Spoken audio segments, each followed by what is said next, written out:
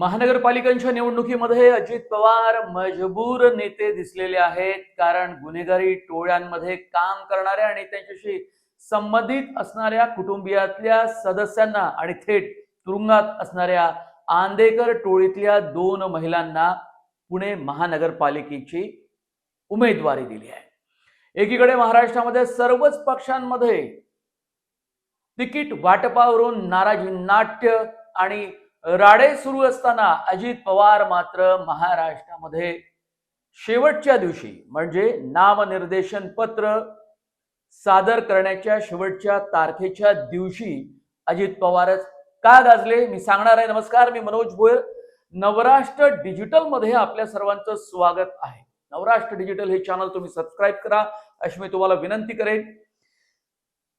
पुणे महानगरपालिका महाराष्ट्रातली सर्वात महत्त्वाची महानगरपालिका, मुंबई, ठाणे, नवी मुंबई, पिंपरी चिंचवड नंतर पुणे महानगरपालिका। आणि पुणे महानगरपालिका म्हणजे विद्येचं माहेरघर, सांस्कृतिक महाराष्ट्राची राजधानी आणि या सांस्कृतिक राजधानी मधली कोयता गँग ही गेल्या अनेक वर्षांपासून गाजते त्याचे पडसाद विधिमंडळाच्या दोन्ही सभागृहामध्ये उमटले आणि महाराष्ट्राचे उपमुख्यमंत्री आणि महायुतीतले अत्यंत महत्त्वाचे नेते अजित पवार यांनी ठासून सांगितलं की या पुण्यातली गुन्हेगारी आम्ही संपून काढू, ठेचून काढू।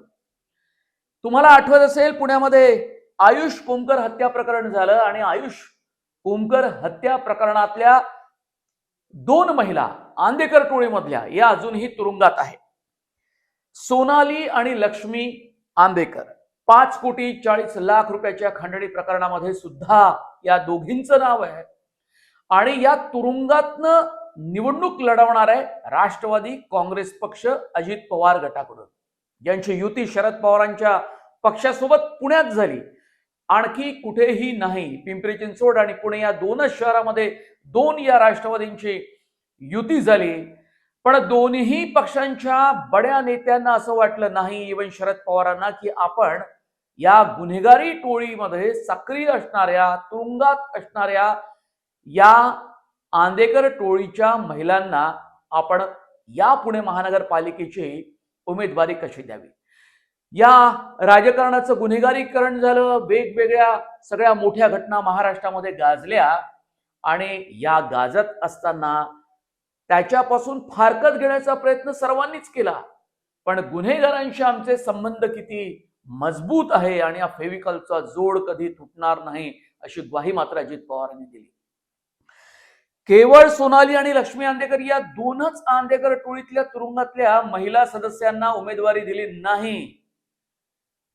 एक खतरनाक पुण्यातला गुंड गजा मारणे जो तुरुंगात आहे, त्याची पत्नी जयश्री बारणे हिला सुद्धा बावधन विभागातनं पुणे महानगरपालिकेची निवडणूक लढवण्यासाठी उमेदवारी दिली गेली।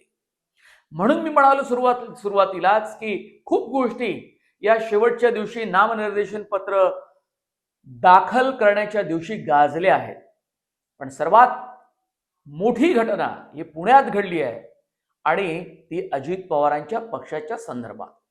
कुठलीही साधन सुचिता नाही, सर्व नीतिमत्ता पायदळी तोडवण्याचा हा प्रकार आपल्याला दिसतो आणि या महाराष्ट्रात आणि पुणे सारख्या सांस्कृतिक नगरामध्ये कुणी लायकीचे उमेदवार, नीतिमत्ता असलेले उमेदवार अजित पवारांना मिळाले नाही, त्याची वाणवा आहे पुण्यात। आणि म्हणून मजबूर होऊन अत्यंत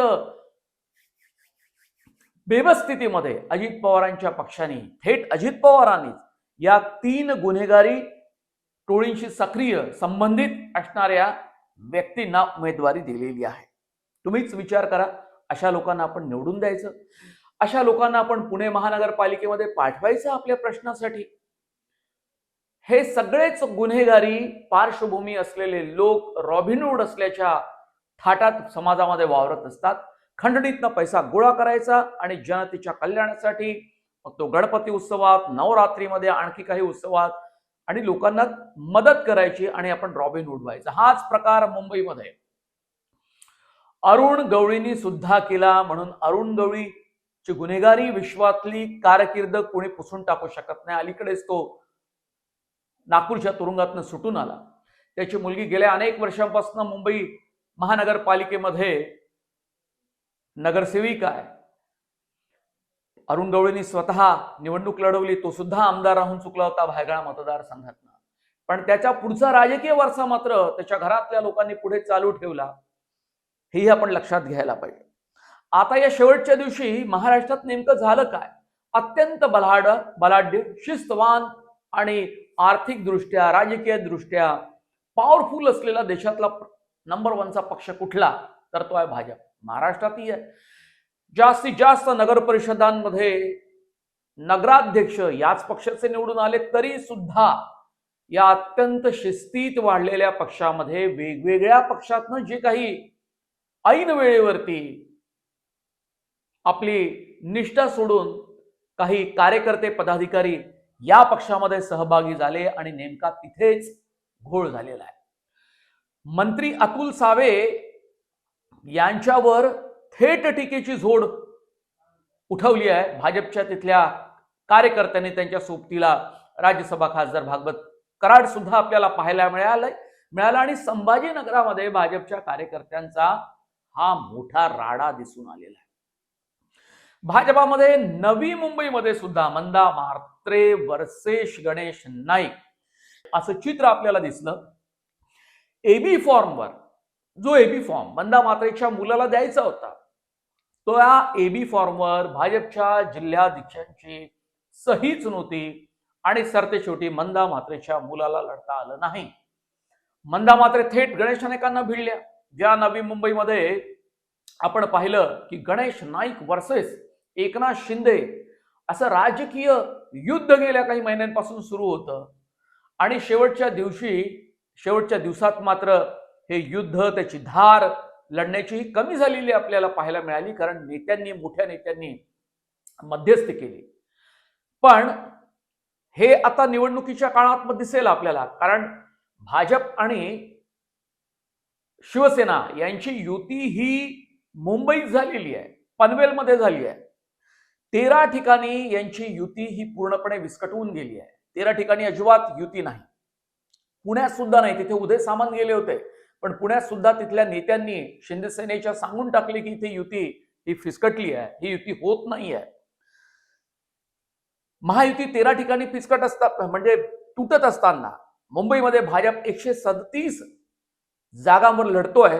90 जागा शिंदेच्या पारड्यात पडलेल्या आहे. ज्यांना 50 जागा देऊ, 70 देऊ, शेवटी 77 देऊ म्हणत असताना शेवटी भाजपनं नांगी टाकली. 90 जागा लढायला दिलेल्या आहेत भाजपनं शिंदे सेनेला आणि स्वतः 160 जागांपेक्षा कमी जागा आम्ही अजिबात घेणार नाही असं ठासून सांगत असताना अमित साठा, आशिष शेलार सुद्धा 150 पेक्षा नाही, आधी 160 नंतर 150, आता 137 जागांवर भाजप मुंबईत लढते आणि 90 जागांवर शिंदेचे शिलेदार लढतायत. एकूण 227 जागा आणि याच 227 जागांमध्ये बाकी त्यांचे महायुतीतले छोटे पक्ष सुद्धा सहभागी आहेत. पण त्यात 39 वार्डामध्ये रामदास आठवले यांच्या आरपीआयनं आपले भीमसैनिक मैदानात उतरवलेले आहे, हेही लक्षात घ्यायला पाहिजे.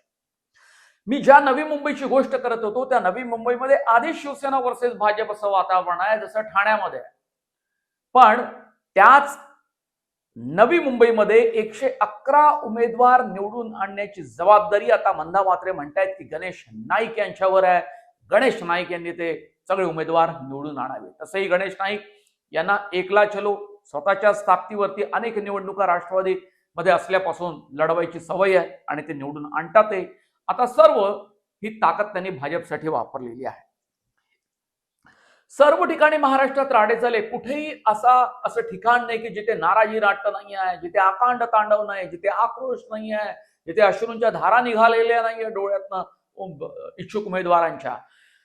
पुण्यामध्ये ठाकरे सेनेच्या कार्यकर्त्यांनी ठाकरेंचं, आदित्य ठाकरे आणि बाळासाहेब ठाकरेंचा फोटो असलेला बॅनर सुद्धा संतापून फाडलेला आहे.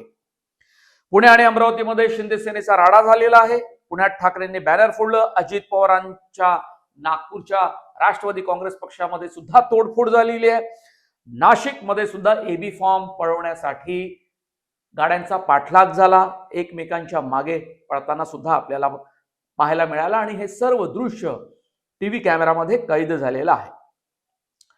मनसे मुंबईमध्ये 52 जागांवर लढते हे लक्षात घ्या. 175 जागांवर उद्धव ठाकरेंचे शिलेदार लढत आहेत. एकूण 227 जागा, कमी जागेवर लढून जास्त यश मिळवण्याचा प्रयत्न राज ठाकरे यांचा असणार आहे.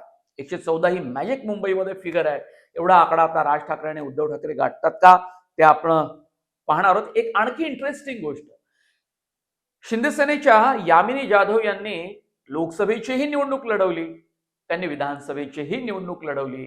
दोन्ही ठिकाणी त्या पराभूत झाल्या. त्या भायखळ्याच्या माजी आमदार होत्या. पण आता मुंबई महानगरपालिकेची सुद्धा निवडणूक त्या लढवत आहेत. त्यांचे पती हे स्टँडिंग कमिटीचे अध्यक्ष होते आणि त्याच यामिनी जाधव यांनी हा विक्रम आता केलेला आहे. अशी घटना फार काही पाहण्यात नाही की लोकसभेची निवडणूक, विधानसभेची निवडणूक आणि त्यानंतर मुंबई महानगरपालिकेची निवडणूक सुद्धा. ज्या ठिकाणी युती होणार आहे त्या युतीच्या मी जागा शिंदे आणि भाजपच्या सांगितलेल्या आहे. पण महत्वाची युती नवी मुंबई होत नाही, पुण्यात होत नाही, नाशिकमध्येही गोंधळ आहे आणि मुंबईत मात्र या दोघांची युती होते आहे. हा व्हिडिओ आपल्याला कसा वाटला कमेंट बॉक्समध्ये तुम्ही जरूर कळवा आणि तुमच्या प्रतिक्रिया अत्यंत महत्त्वाच्या. पुढच्या व्हिडिओसाठी खूप धन्यवाद. नमस्कार.